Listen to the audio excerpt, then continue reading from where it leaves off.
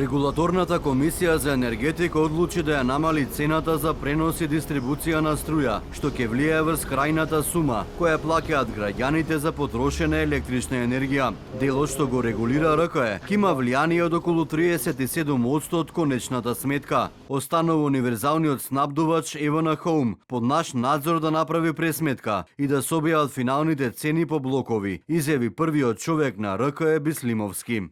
Со кој што цената за пренос се намалува за 2,67%, цената на операторот на пазарот на електрична енергија се намалува за 3,4% и цената за дистрибуција на електрична енергија се намалува за 3,64%.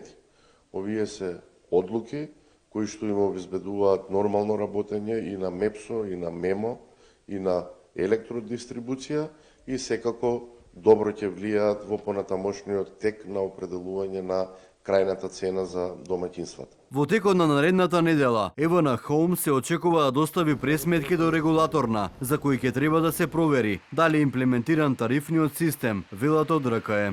Значи очекувам негде за 10 дена да се знае конечната цена за домаќинствата и за малите потрошувачи. При тоа сакам да истакнем дека тоа е вообичаена процедура која што ја правиме со EVN Home веќе трета година и јавноста ќе биде соодветно информирана за сите новини кои што ќе бидат поврзани со ова прашање.